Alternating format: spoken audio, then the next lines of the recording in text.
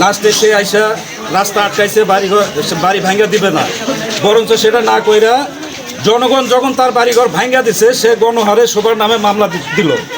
আমি হলাম 6 নম্বর আসামি, নাগর ভাই হলো 2 নাম্বার, এই যে 1 নাম্বার হলো সোহেল ভাই।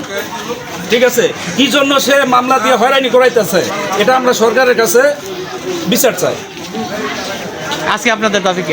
আজকে আমাদের দাবি, সে রাস্তাটা অলরেডি ক্লিয়ার হয়ে গেছে, এখনো সে চাইতেছে যে রাস্তাটা ছোট করবে, বিভিন্ন ধরনের মামলা হুমকি দেয়া সে চাইতেছে রাস্তাটা ছোট করবে এবং রাস্তাটা আটকা দিবে। রাস্তার কত, এটা প্রশস্ত কত? 16 ফিট।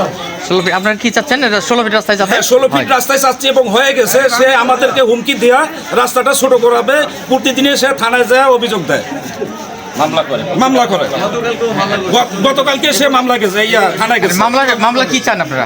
এখন আমরা চাইতেছি রাস্তাটা ক্লিয়ার এবং এলাকায় যাদের নামে মামলা হয়েছে এরা যেন মামলা থেকে প্রত্যাহার, মানে নিষ্পত্তি মামলা প্রত্যাহার। আমি 1 নম্বর আসামি। আপনি আপনার দাবি কি বলেন? এই আজাদ দীর্ঘ 20 বছর ধরে এই রাস্তাটা আটকে রাখছিল। সে আওয়ামী লীগের প্রভাব দেখায়া এই রাস্তার উপরে সে বাড়ি করছে।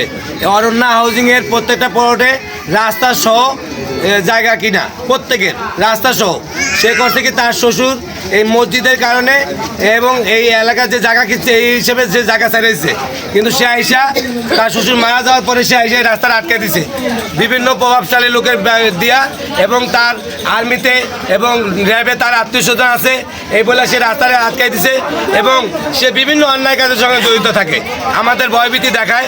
তো আমরা সবসময় তার বিরোধিতা করি জন্য, ভালো কাজের জন্য।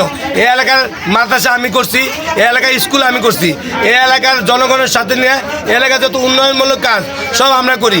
এজন্য আমাদের কিছু লোককে সে মিথ্যা মামলা দিয়ে হয়রানি করতেছে। আর এই রাস্তাটা এখনও সে ঈদ দিয়ে কয়েকদিন আগে আটকানোর চেষ্টা করছে। আমরা চাই যারা মিথ্যা মামলা করছে এই মিথ্যা মামলা প্রত্যাহার করুক এবং এই রাস্তাটা এতটুকু হইব, এতে মেন রাস্তা বন্ধ যাক।